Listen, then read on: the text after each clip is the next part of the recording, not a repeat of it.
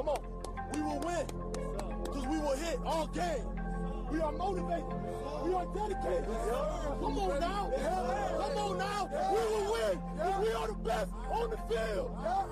Then we hit the field like, all day like, all night like, on the blue light, offense like, defense like, his squad like, house call like, and it sound like, and it sound like, and it sound like.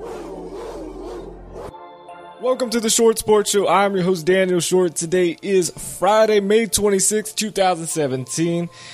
Lots to talk about today. We're going to talk about, should guns be at college tailgates? Also, Lonzo ball or LaVar ball, whichever one makes the decisions, which I think we kind of know who it is, has told the Boston Celtics no to a private workout. Also, is Odell Beckham Nike's new Michael Jordan? That new shoe deal that he now has is an exclusive premium that we have not seen from an NFL player.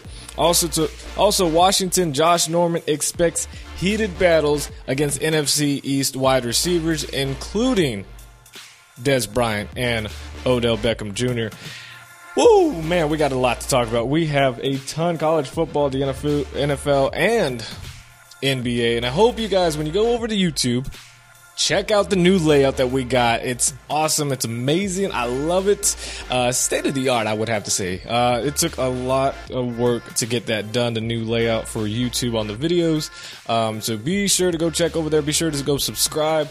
1.3 thousand people. It sounds a lot better to say that. It's 1,300 people, but 1.3 thousand just sounds a little bit better. Have subscribed over there to YouTube, so be sure to go check it out over there. If you haven't already. And of course, some Spreaker, Stitcher, radio. Who else we got? iHeart, iTunes. We're just about everywhere. Be sure to go support us over there as well. First college football news story that we're going to talk about is, what's the craziest college recruiting story you've ever heard? Well, this might just top it. Now, as a high school coach and someone who works in college recruiting, I've seen some crazy things that happen for high school recruiting. This definitely is the most outrageous and knocks everything out of the park. Now, Global Institute of Technology wide receiver Unique Brissett is living up to his name. He had announced that he narrowed his college decisions to 5 Power 5 schools. Now, Brissett announced yesterday that he was visiting Michigan State. He even tweeted out some pictures of Michigan State football facility. Here's where the craziness starts to happen. Those are photos that you are now seeing on your screen are very identical to a recruit of an offensive tackle, Cody Karan, that he took back in February. Now, after Brissett was called out on this, he deleted his entire Twitter and Instagram accounts, just completely deleted them. And following this, Andrew Ivins, who covers the Miami Hurricanes for 24/7 Sports, he tweeted out saying, Miami and the University of Kentucky have never once contacted Brissett. Not only that, but he even had a highlight tape that he linked on his Twitter and Instagram and other social media accounts. Well, that tape was not even him. That was another player who had committed to a Power 5 school a while back. It wasn't even him. So I thought, it's off season. We need some stuff to talk about. This is pretty crazy. This is probably fraud. I don't really know. No one now knows who Brissett is anymore. Whether this was some type of joke that he wanted to go viral. Well, it looks like it will. And if he was actually looking to play college sports, well, he might have just lost his opportunity. What is the craziest story you've ever heard in college recruiting? Let me know in the comment section down below. Also, tweet me at Short Sports Show. Should guns be allowed at college tailgates? And we talked about this a couple months back when the University of Arkansas was trying to fight the new law that was allowing concealed guns into college buildings and whatnot. Well, now Georgia has a new campus carry legislation, and anyone who is properly licensed to carry in the state of Georgia that can carry a handgun in a concealed manner will be allowed to do so while partaking in on-campus activities, including tailgating. Now, I feel like it's a problem. Now, I understand people could go into politics about, whether guns allowed. This is not whether you should have, where a person should have the right to bear arms. It's not about that at all. It's whether guns, concealed or not, should be allowed in a college area, and especially during tailgates. And we're talking about Georgia, we're talking about the SEC, we're talking about the South, where drinking is heavily partaked in. And should this be allowed in those type of events? I completely disagree with it. I don't think they should have should be allowed. But Chancellor Steve Wrigley said in a news conference Wednesday that while concealed weapons are prohibited from being taken into on-campus stadiums and arenas, anything outside of that, especially tailgates, are completely fine. Now, beginning July 1st, House Bill 280 will allow, quote, anyone who is properly licensed in the state of Georgia to carry a handgun in a concealed manner on property owned or leased by public colleges and universities. Now, like I said, back in March is when we talked about an Arkansas House committee advanced a measure to exempt college sporting events from the state law that allows concealed guns, handguns at college, government buildings, some bars, and the state capitol. After the Southeastern Conference Commissioner Greg Sankey said the law created concerns for the conference and its members' institutions. This is his quote: "Given the intense atmosphere surrounding athletic events, adding weapons increases safety concerns and could negatively impact the intercollegiate athletic programs at the University of Arkansas in several ways, including scheduling, officiating, recruiting, and attendance." Now, that's what he said back in March, and I'm sure he'll have something very soon in a statement with Georgia, but it looks like it's still going to get passed. He really can't do too much about it, but this, I believe, can become an issue, and it seems like people are going to be behind it and say, oh, it's fine to have concealed guns. And all it takes is one drunk person, or in this country, maybe not even a drunk person, to get in a fight, which we've seen at athletic events, both professionally and college. Someone pulls a gun and someone gets hurt, or worse, killed. And then I feel like that's when action will be taken. Let me know in the comment section down below. Do you believe concealed guns should be allowed at college events, especially tailgating, or should they be banned completely? Let me know in the comment section down below. Also, tweet me at Short Sports Show. Now, the Air Force Academy said wide receiver Jalen Robinette didn't graduate with his class after the cadets' qualifications were called into action. Now, his name might be familiar. It's because not only was he the NCAA leader in yards per catch last season, he was expected to be a mid-round draft selection in this year's NFL draft. But the Defense Department rescinded its 2016 policy allowing military service academy athletes to go straight to the pros upon graduation. The change began with this year's class, which affected Robinette, who went undrafted after the policy's reversal. So, the Academy said that the decision didn't involve any criminal wrongdoing, and apparently it was unrelated to his pro football pursuits. Now, I happen to think, I'm not in the inside, I don't know anything more about this, but I would not be shocked if it does have something to do with him wanting to obviously go into the NFL, maybe being upset by this, just not deciding to go to classes. Now, it's a little bit different at the academy, at the Air Force Academy, or any military institution where you go to, where you just don't go to class, compared to where you go to your state university and you don't go to class there, where they're just like, all right, whatever, you failed, you drop out, and that's it. This has some other implications to it, so we'll have to see. But hopefully everything's all right, and hopefully he does at some point get a shot to play in the NFL and live his dream. Last bit of college football news. Heading into his 6th season at North Carolina, Larry Fedora received a contract extension. Now, Fedora is under contract through 2022 season. Last year, he made just under $2 million, and that was 11th out of 11th. And ACC head coaches listed in the USA Today salary database.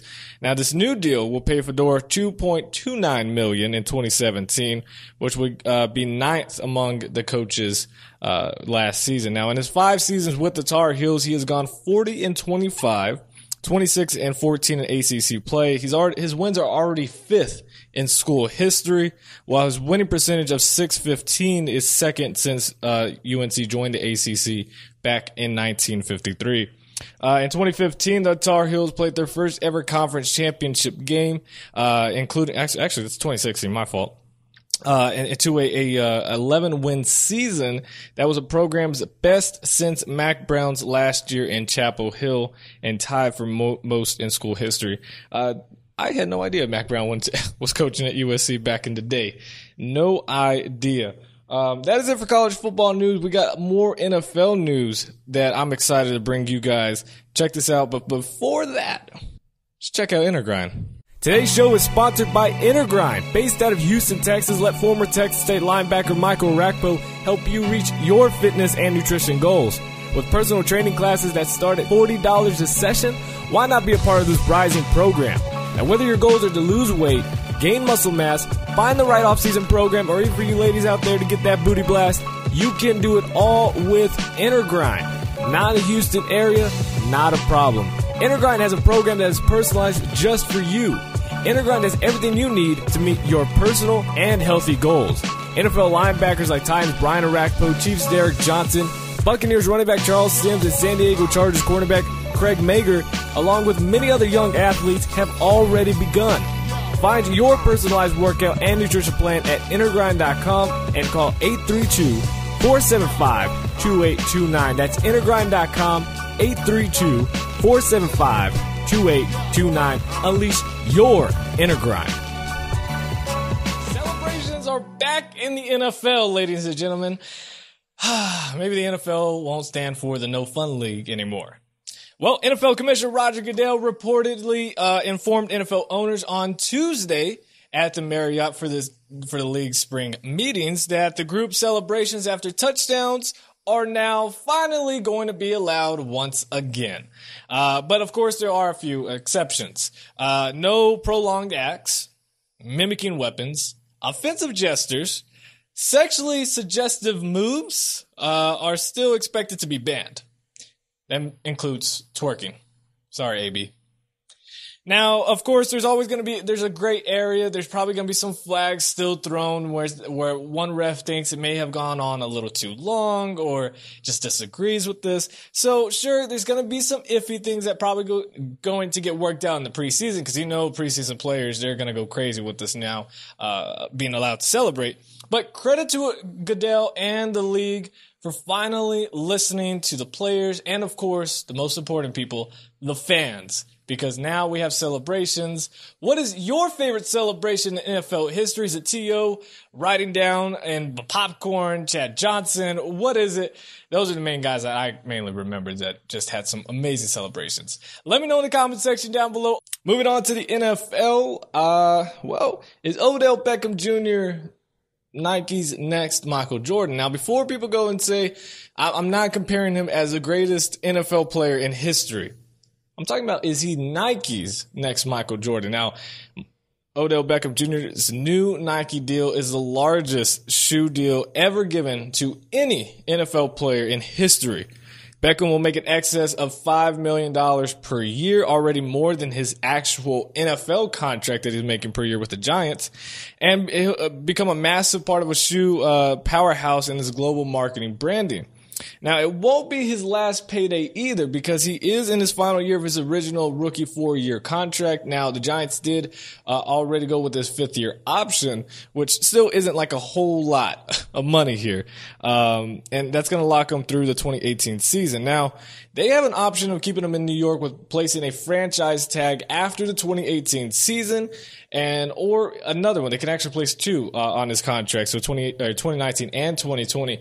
But by doing that, yes, that does keep him there. One, he could still hold out for a bigger deal, which we all know Odell Beckham Jr. is going to get a long-term deal with the Giants. We could be looking at a 5-6-year wide receiver deal for him.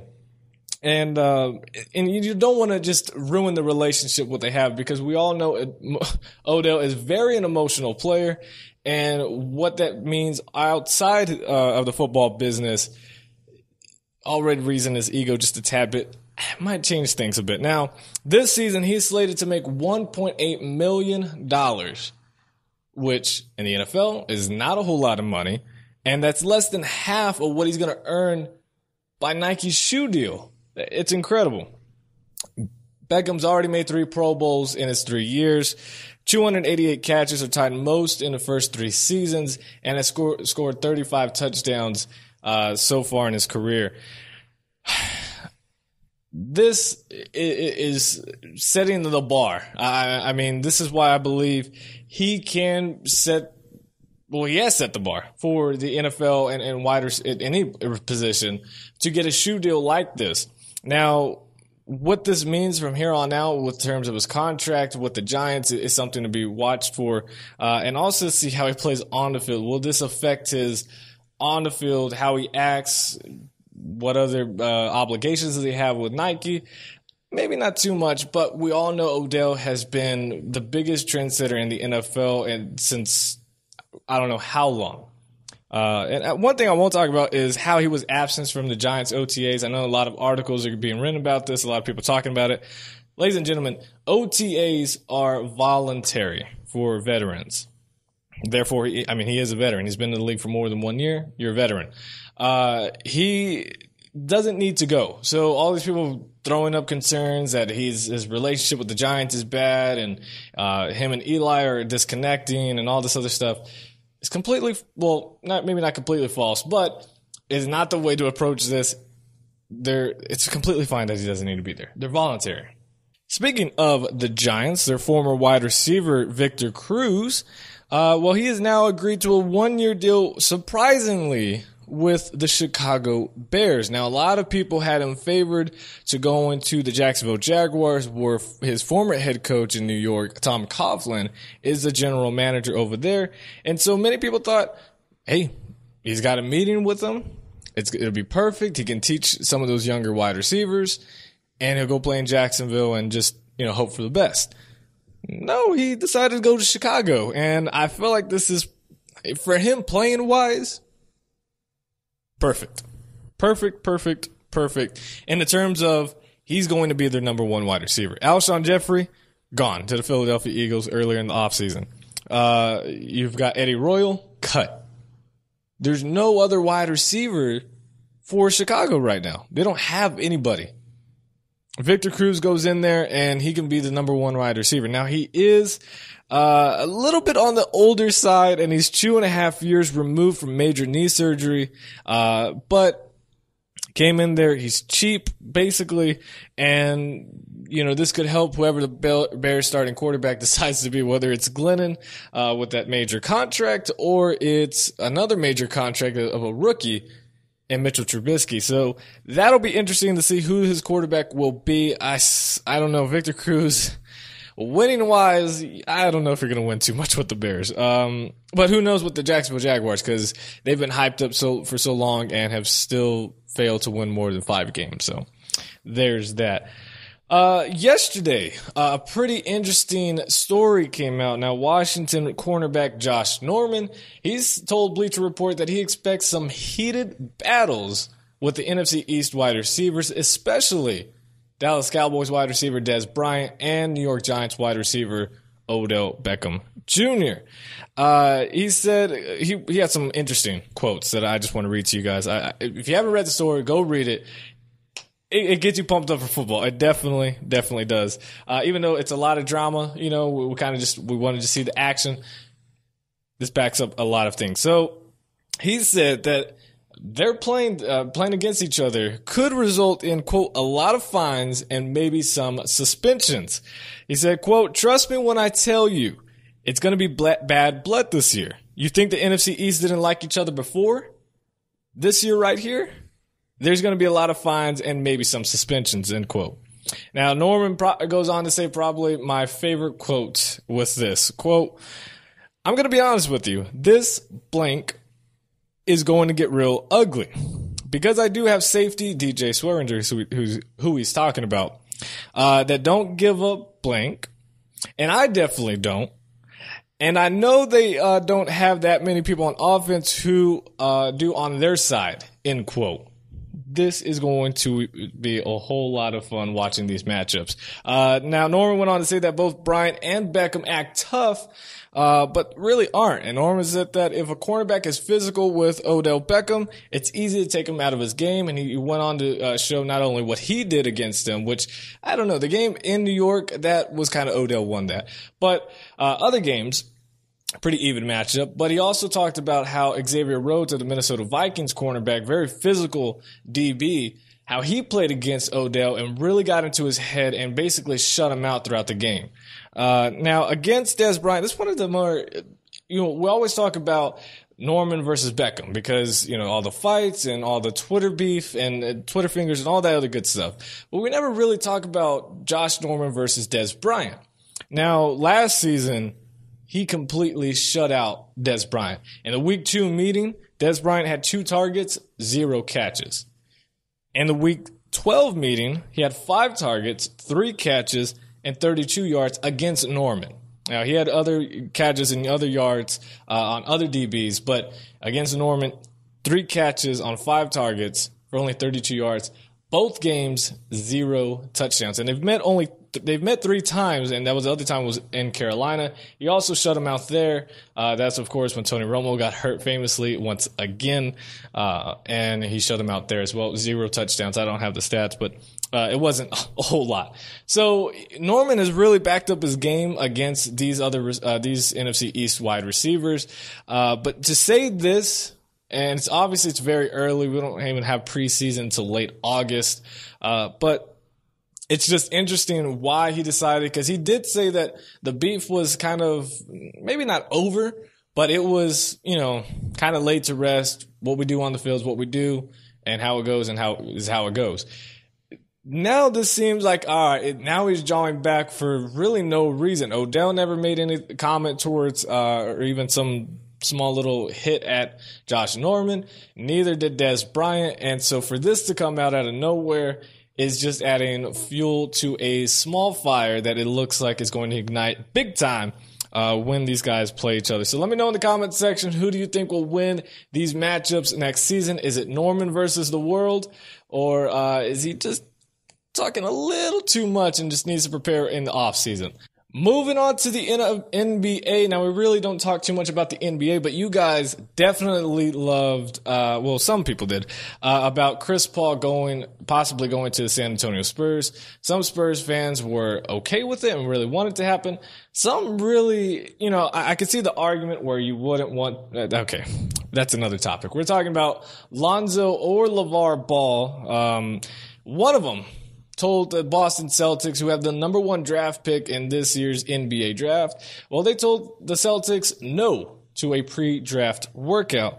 Boston Celtics president of basketball operations, Danny Ainge, confirmed Thursday that Lonzo's Ball's camp has informed the Celtics that he will not participate in a pre-draft workout for them. Now, during his weekly appearance on Boston Sports Radio 98.5, the Sports Hub, Ainge noted that the Celtics have drafted players who didn't work out for them in the pre-draft workout. So now many people believe Markelle Fultz will be Boston's pick. If you look at a lot of the mock drafts and even the big boards, the top boards or whatever, Fultz is the number 1 player in this draft. And I kind of agree.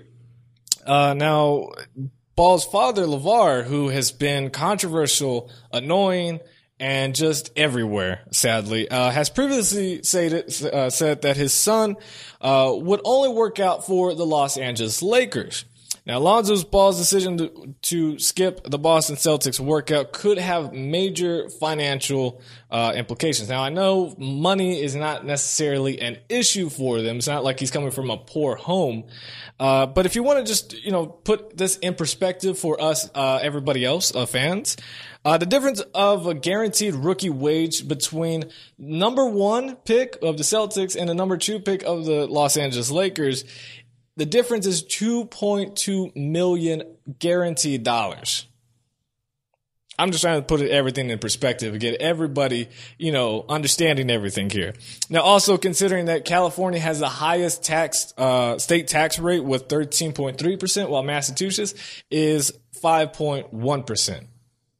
Yeah, so there's that. But now LaVar Ball, who, again, very annoying, has said his preference for Lonzo is to play in L.A., but said ultimately he'd be okay if Boston drafted Lonzo. He said, quote, "Here's the thing," and I want y'all to listen to this quote. Listen to this quote, please. "Here's the thing. I prefer Zoe to go to the Lakers, but if Boston were to choose him and Lonzo wants to play basketball, then guess what? He doesn't care where he goes," end quote. It sure would be nice to hear Lonzo say something about this. Here's the thing. As a Lakers fan, and any Lakers fans listening, I hope majority of the Lakers fans don't want Lonzo Ball. One, I think D'Angelo Russell at the point guard position is completely fine. It's got a lot of learning to do, but I think this past season, it started stepping up for him. Putting him in here, putting Lonzo Ball in here, and adding, I know LA, it's great. He stays in LA from UCLA and all. It's just, to me, it's just a big media distraction for this young team.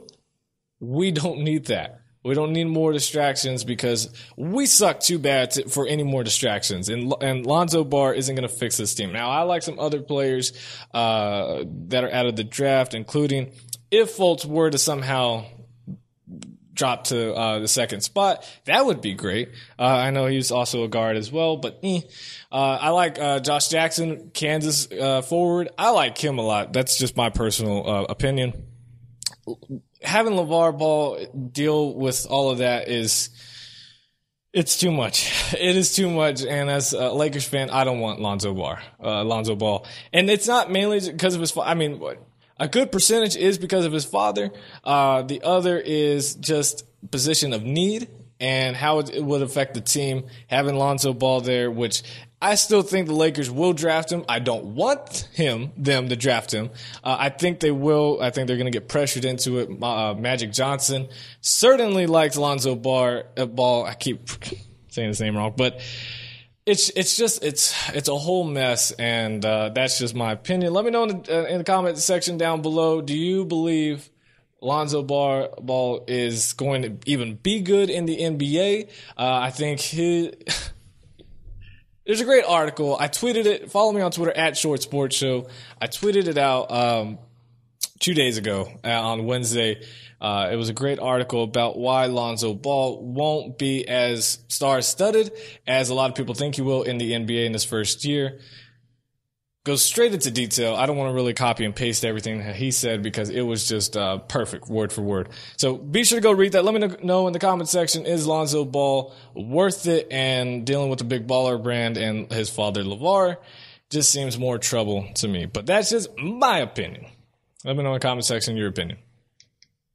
That is it for today's show. I hope you guys enjoyed. If you did, be sure to hit that like button. Subscribe to our YouTube channel. 1.3 thousand people.